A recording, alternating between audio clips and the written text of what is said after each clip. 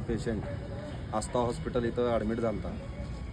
त्याला खरोखर पैशाचा तगादा लावल्यामुळं त्याचा आज मृत्यू झालेला आहे. पैसे भरा मग इलाज करतो. तो गेल्या अनेक महिन्यापासून इथं इलाज करतोय.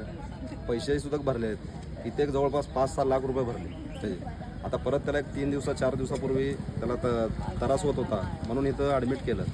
तर या सर्व कर्मचारी डॉक्टर लोकांचं असं म्हणणं होतं की पहिला पैसे भरा तरच तुमचा इलाज होईल, म्हणून त्याला कसलाच इलाज केला नाही. आज खरोखर आपण जर बघितलं या ठिकाणी यांच्या आतमध्ये असणारं मेडिकल आहे, त्या मेडिकलचं जर बिल बघितलं, जी वस्तू बाहेर 30 रुपयाला मिळते यांनी 300 रुपये लावले अक्षरशः.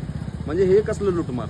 आणि आरोग्याची समस्या जर येत असेल, जर पेशंट सिरियस होत असेल तर पहिला उपचार करणं गरजेचं आहे. पैसे जर तुमचे भरत्याल, आता मयत झाल्यानंतर ना आत्ता जस्ट 57,000 रुपये ह्या लोकांनी घेतले.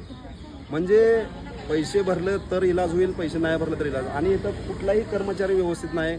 शिकाऊ डॉक्टर आहे ते जे डॉक्टर आहेत मेन मॅनेजमेंट नाही, मेन जे डॉक्टर आहे तो परगावे.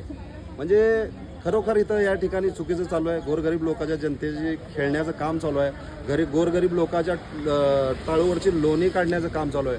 आम्ही गेल्या अनेक दिवसापासून बघतोय, अनेक हॉस्पिटलमध्ये जातोय, अनेक हॉस्पिटलमध्ये बघतोय की जे असणारे मोठमोठे हॉस्पिटल आहेत ते खरोखर अक्षरशः या ठिकाणी रुग्णाची लूटमार करत आहेत. म्हणून अशावर कारवाई होणं गरजेचं आहे. आता या सर्व ज्यांचं कुटुंब आहे ते कुटुंबाचं असं म्हणणं आहे, जोपर्यंत आम्हाला न्याय मिळत नाही तोपर्यंत आम्ही डेड बॉडी इथनं उचलणार नाही. आता जे मृत झाले त्यांचा मुलगा मी, तर आता मी 10 तारखेपासून इथं पप्पांसोबतच आहे दवाखान्यामध्ये. मग आम्ही इथं आल्यानंतर पप्पांना सांगितले की 3 दिवसामध्ये तुमचा पेशंट आम्ही रिकवर करून आम्ही सोडून देऊ. आम्ही ठीक आहे म्हणलं. खर्च वगैरे आम्ही त्यांना विचारलं किती होईल, की मला 30-35 हजार. आम्ही ठीक आहे म्हटलं ॲडमिट करा. ते झाल्यानंतर म्हणले की आपण डायलिसिस वगैरे चालू करू. ठीक आहे म्हणलं, ते पण करा. आम्ही त्याचे पण पैसे भरले. मग भरल्यानंतर लगेच 2 झाले डायलिसिस. ठीक आहे मग ते सरांना थोडे पैशाची आमची आठवण झाली. मग आम्ही म्हटलं की सर आम्हाला थोडा वेळ द्या, आम्ही पैसे भरू आणि तुमचं चालू करा तुमचे काय असेल ट्रीटमेंट. त्यांनी पुन्हा परत हातच लावले नाहीत पेशंटला कसलेही. साधे BP शुगर गोळ्या वगैरे काय द्यायचं ते काही दिले नाहीत. आज मी परत त्यांच्या पैसे गेलो की पप्पांना चक्कर येते, उलट्या होतात.